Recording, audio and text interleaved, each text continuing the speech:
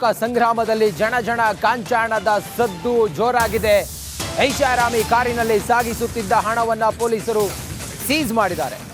ಜನ ಕಾಂಚಾಣ ಚುನಾವಣಾ ಸಮಯದಲ್ಲಿ ಸಂಚಾರ ಮಾಮೂಲಿ, ಆದರೆ ಜಯನಗರದಲ್ಲಿ ಕಂತೆ ದುಡ್ಡು ಐಷಾರಾಮಿ ಕಾರಿನಲ್ಲಿ ಚೀಲದ ಒಳಗಡೆ ಇಟ್ಕೊಂಡು ಕಂತೆ ಹಣ ಸಾಗಿಸ್ತಾ ಇದ್ರು. ಕಾರಿನಲ್ಲಿದ್ದ 3 ಬ್ಯಾಗ್ನಲ್ಲಿ ಹಣ ಪತ್ತೆಯಾಗಿದೆ. ಮಾಲೀಕರು ಕಾರನ್ನ ಲಾಕ್ ಮಾಡಿಕೊಂಡು ಪರಾರಿಯಾಗಿದ್ದಾರೆ.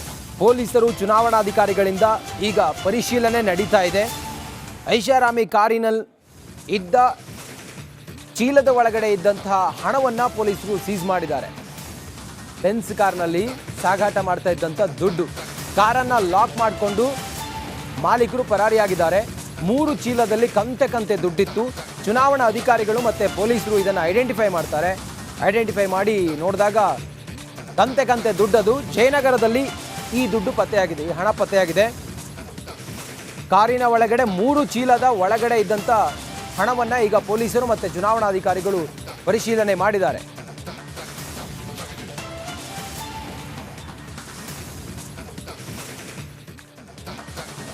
ಸಿದ್ದರಾಮಯ್ಯ ಅವರು ಬೇರೆ ಪಕ್ಷದಿಂದ ಬಂದಿರೋದನ್ನ ಡಿ.ಕೆ. ಸುರೇಶ್ ಉಲ್ಲೇಖ ಮಾಡಿದ್ದಾರೆ. ಅವರು ಪ್ರಚಾರದ ಸಂದರ್ಭದಲ್ಲಿ ಉಲ್ಲೇಖ ಮಾಡಿದ್ದಾರೆ.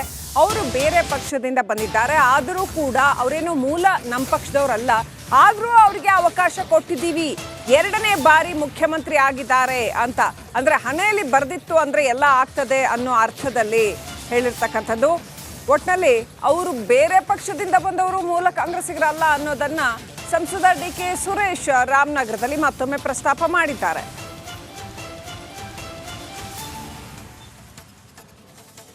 ಕಾರ್ಯಕರ್ತರಿಗೆ ಸಲಹೆ ಕೊಡ್ತಾ ಇದ್ದಾಗ, ಅಂದ್ರೆ ನೀವು ಬೆಳಿಬೇಕು ಅಂತಿದ್ರೆ ಹೇಗೂ ಬೆಳಿತೀರಾ ಅನ್ನೋ ಅರ್ಥದಲ್ಲಿ ಅವರಿಗೆ ಸಲಹೆ ಕೊಡ್ತಾ ಇದ್ದಾಗ ಡಿ.ಕೆ. ಸುರೇಶ್ ಸಿದ್ದರಾಮಯ್ಯ ಅವರ ಉದಾಹರಣೆನ ಕೊಟ್ಟಿದ್ದಾರೆ.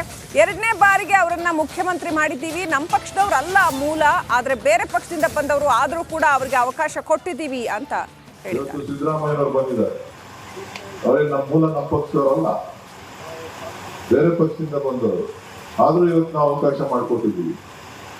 ಇವತ್ತು 2ನೇ ಬಾರಿ ಮುಖ್ಯಮಂತ್ರಿ ಆಗಿದ್ದಾರೆ, ನಮ್ಮ ನಾಯಕರಾಗಿದ್ದಾರೆ. ಒಂದು ರಾಜ್ಯಕ್ಕೆ ಒಂದು ಹೊಸ ಕಾಯಕತ್ವವನ್ನ ಕೊಟ್ಟು ಇಡೀ ಸಮಾಜ, ಇಡೀ ಒಂದು ಬಡವರ ಸಮುದಾಯಕ್ಕೆ ಒಂದಷ್ಟು ಕಾರ್ಯಕ್ರಮಗಳನ್ನ ಕೊಟ್ಟಿದ್ದಾರೆ.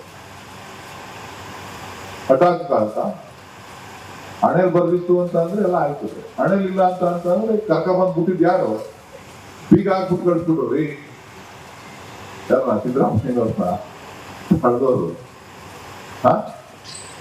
ಬೀಗ ಹಾಕ್ಬಿಟ್ಟು ಕಳಿಸ್ಬಿಟ್ರು, ಸಸ್ಪೆಂಡ್ ಮಾಡಿದ್ರು. ಅವ್ರ ಯೋಗ ಎಲ್ಲಿ ಬರ್ದಿತ್ತು, ಅಲ್ಲಲ್ಲ ಇಲ್ಲಿ ಬರ್ದಿತ್ತು. ಹೌದಾ ಅಲ್ವಾ?